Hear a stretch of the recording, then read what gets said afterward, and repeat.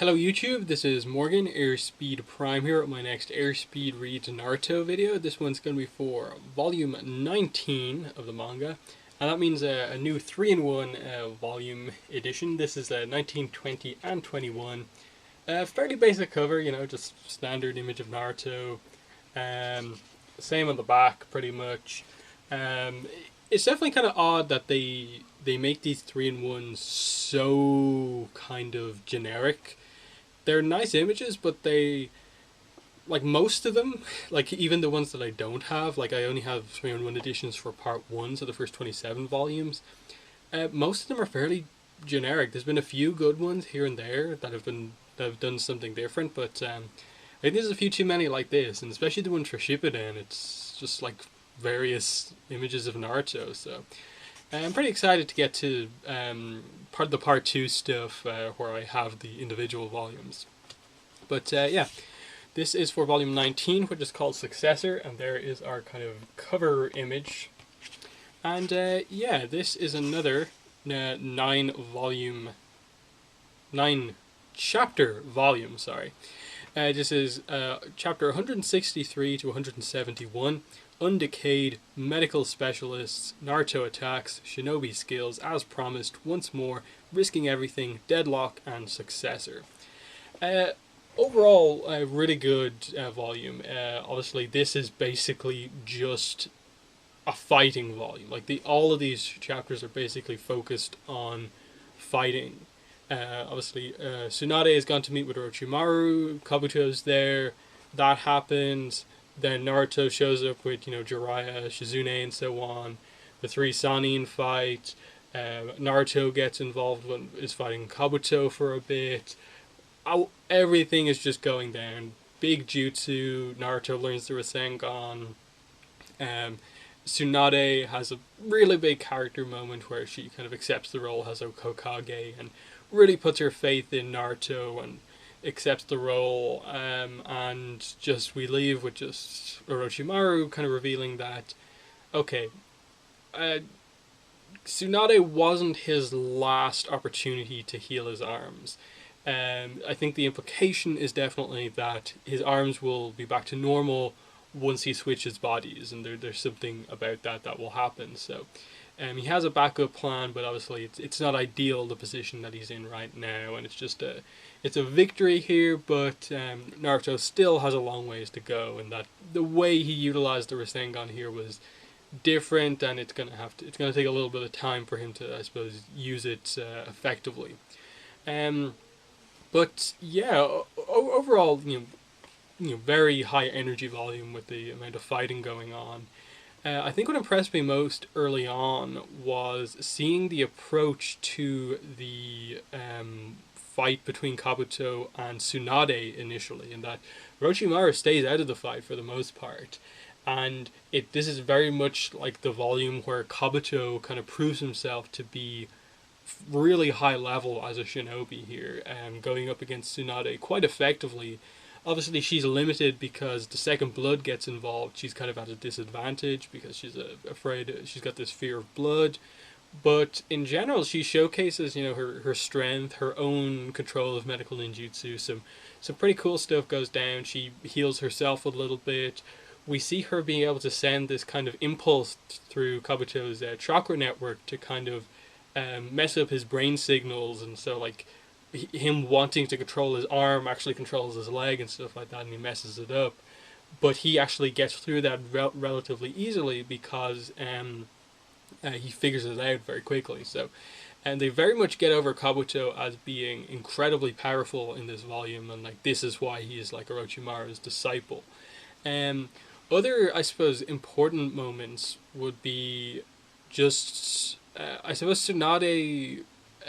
Tsunade's development once Naruto kind of arrives on the scene. She ultimately is kind of losing to Kabuto and takes so much damage and is kind of out of action because of all the blood, that Naruto kind of has to protect her from Kabuto. And the way he does that obviously is by, you know, taking a kunai through the hand and then using the fact that kind of Kabuto is kind of locked in position with Naruto to make a shadow clone and basically do the Shadow Clone assisted Rasengan, where like he has himself doing some part of the technique and the clone doing the rest of it, and he basically nails Kabuto with a full force Rasengan, using it for the first time. Does a ton of damage. Doesn't kill Kabuto like I suppose everyone expected it to, because he was somewhat prepared for it and he had healed the area beforehand to kind of limit the damage. But Kabuto does underestimate the power of the jutsu, and even though he's still alive, he's used up too much chakra kind of healing himself, and kind of is basically unconscious for the rest of the fight. But in doing so, this has kind of really given Tsunade the kind of impetus to kind of, get her own confidence back, to put her faith in someone again, seeing how Naruto, especially what he says, that like, I won't die, until I become Hokage, I won't die, and that's what really gets through to Tsunade, that there's something different about him. Naruto isn't going to just kind of go out there on a mission and die. He is different. She can put her faith in him, take a bet on him, and it won't backfire because of the way her luck usually goes with these things. And obviously Naruto injures himself in the process. Kabuto gets a kind of counter hit in on him, injures his kind of heart muscles, and it forces Tsunade to protect Naruto from that point on. And that's when the big fight happens, of course. While this is obviously happening, Jiraiya is the one going one-on-one with Orochimaru. Both powerful shinobi, but limited by their kind of... Jiraiya having the kind of poison limiting his chakra, and then Orochimaru limited by not being able to really use jutsu because of the way his arms are, but his body being the way it is. He can use all these kind of snake techniques. He has the sword and stuff like that. So it's a cool battle, but it kind of highlights that like none of the Sannin at this point in time are at full power, because Tsunade takes so much damage while she's kind of not really fully in the fight at the start, that when she actually goes full on in, she has to primarily use most of her powers to kind of heal herself and protect everyone. And that's the myopic regeneration technique, which is really cool, revealing what the little kind of mark was on her forehead, that it's a storage kind of chakra, and then she can use that to enhance her healing, though it takes a toll on her, overall how long she will live, because it's they say that people have a specific limited number of times they can regenerate cells, and so you accelerating that process limits what you can actually do. But some other good moments are when Jiraiya and Orochimaru are talking. You see Orochimaru initially really not caring about Naruto. Like, he's aware to some extent that Naruto is relatively important, but he talks to Jiraiya about, like, what is it with you? Like, why did you choose him of all people to train? He's not even talented. And Jiraiya just gives this really excellent speech, I think. It's boring training a natural talent. I don't need an Uchiha child. He says that you don't get it. Shinobi talent has nothing to do with that. You still don't get it. A ninja is someone who endures, and just that. For him, the thing that he likes in people is not so much that they have the potential to be the best ninja ever, but if they have the personality traits that best represent a ninja, he thinks he can mold them into something very powerful, and that's what he sees in Naruto more so than the natural talent, having the guts to never give up. As we get this awesome double page spread of Naruto blocking a punch with his forehead. So some really, really good stuff throughout this fight. It's a very brutal fight in that Tsunade takes a ton of damage. Naruto gets a kunai through the hand. What Jiraiya and Orochimaru are doing, it's a very violent fight, and especially with all the flashbacks to kind of Tsunade remembering why she fears blood and stuff like that. It's a lot of very brutal stuff going on here. But it ultimately leads to them all in this final big moment of the battle. Kabuto, Shizune, Naruto are kind of out of action it's left for the three Sannin to basically fight one on one, but really it's 2-on-1. And so they all summon their summoning animals. So Jiraiya has Gamabunta, the toad. Um, Orochimaru summons his, I assume his best summoning snake, Manda, and then Tsunade reveals that she can summon giant slugs, and this one's called Tatsuyu, who has some level of healing abilities, and we just get this really amazing fight, somewhat similar to the way the Gaara Naruto fight went in terms of it being this big scale battle, not just ninjas using their own techniques, but ninjas with ninja animals attacking, and eventually them getting the advantage over Orochimaru and him basically being forced to retreat.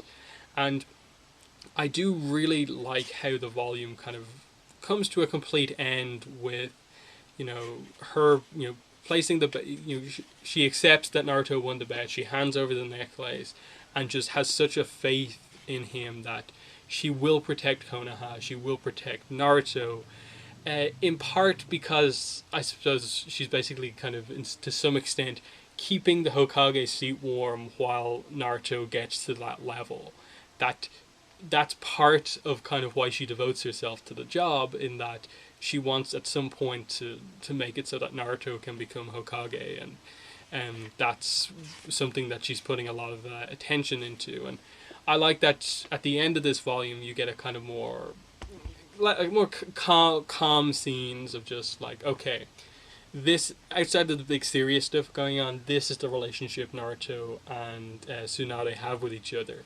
And it's a little bit antagonistic, Naruto is still kind of like, okay, I'm ultimately accepting that you're going to be the fifth Hokage, but you're really, your personality isn't really the best suited for the position, like all the others were so great, but like you're, like lying about your age, and you're acting all young, and then you're really kind of mean in the end as well, and stuff like that. And I like the return to what happened in the last volume, where basically she gets kind of annoyed with him and calls him out for a fight in the streets. And it looks like it's going the exact same way. Like she's about to flick him in the head again, but instead she actually kisses him in the forehead, which is basically her third time doing that, kind of placing a bet on someone. She did it with her brother Nawaki, she did it with her lover Don, and now she's giving Naruto that kind of vote of confidence. But this time she knows it's going to be different. There's something different about Naruto, and it will actually, get accomplished. That the curse that she thinks she has in terms of giving someone the necklace, the kiss, it won't work. It's not going to work on Naruto, and she feels much more confident here. So really cool way to end it, and just like, Nawaki Don, my dearest, the one from your dreams is here, and just that their goal kind of will be accomplished with Naruto, like that type of character who wants to protect people, and now she is like that thanks to Naruto. Like she has gained back what she had before, and that is her own will of fire and desire to protect the village in her own way. And it still leaves a lot of stuff to go, and that like when she returns to the village, how does she actually adapt to the position? How is she going to be as a leader? How will she react to all the other characters in the village and stuff like that? That's going to be the key thing from here. How does she go about leading the Leaf Village from here on out? So really, really good volume overall. I don't think there's as much to discuss, because primarily it was just a lot of fighting, and the fighting was very good. I think in terms of the art, some of it was a little bit hard to make out at times. Like there was the moment where basically Naruto breaks his leg after taking a fall, and there's some really small panels that are meant to show you the awkward position he got into, but I don't think it comes across that well. But in general, I think a lot of the art is really well done. The big moment of like when Tsunade uses her myopic regeneration jutsu, showcasing what that looks like, Naruto blocking the punch with his forehead, taking the kunai through the hand. Those big moments of the fight, those panels are really well done, and I think the art just continues to improve as time goes on. And I think you can see that Kishimoto still hasn't hit his absolute peak, I think, just yet, in that there's some slight inconsistencies at times with the art, like Tsunade from her initial reveal, like just like a volume ago, to now already has had a slight change. Her face was like extremely kind of round and like very young. But I think he's kind of settled by the end of this volume that it's younger than she actually is, but not crazy young. And I think he's kind of settled more so on his kind of design aesthetic going forward. Because already the art, I think, has changed from the very early volumes. It's become more of a kind of consistent style, and it definitely just continues, I think, to improve as we go forward. But yeah, that's pretty much all I want to say here. I just a lot of nice moments. Jiraiya showing his confidence in Naruto as he talks to Orochimaru, and you just see, I suppose, these two characters who ultimately will be revealed to have somewhat of a kind of friendship similar to kind of Naruto and Sasuke, Orochimaru and Jiraiya, that they're talking about the people who ultimately they will have as their apprentices, and the way they see each other. Orochimaru only cares about the really talented ones like Sasuke, whereas Jiraiya sees a lot more potential in Naruto, who has more the personality ideals of a perfect ninja, and you can see the differences in opinion on things between them. So a lot of nice moments, and then of course Tsunade's big kind of coming around on things, really well written character, I think, just in this, as this being her core kind of piece of development here, going from the character who was away from the village, didn't care, and was almost on the verge of giving everything away to Orochimaru just to get her those two people that she lost back, and just realizing that she can place faith in people and that she is needed as the protector of the village going forward. So really good stuff. So yeah, that's volume 19 review, Successor. Might try and get another review out this week. I do, as I said before, want to speed up things here. I've kind of had a few weeks where it's kind of been just one of these a week, and I did kind of promise when I started the series that I'd do more than one a week. So hopefully I'll speed this along a little bit, and we can really get through the series a little bit quicker. But yeah, I guess other than that, other videos planned this week. Thursday, of course, will be my Naruto Shippuden review for the next episode, of course. Boruto chapter, the new one, I think is either meant to be out this week or next week, so I'm not exactly sure on that. I haven't seen anyone really talk about it being this week, so I'm not fully sure on that. And I'll probably have some sort of an Avatar video as well later this week. A lot of stuff I'd usually talk about isn't really on right now, but I suppose I'll also have probably a Pokemon video because there's some Pokemon news coming out tomorrow as well. But yeah, other than that, that's been the video. Thanks for watching, and bye.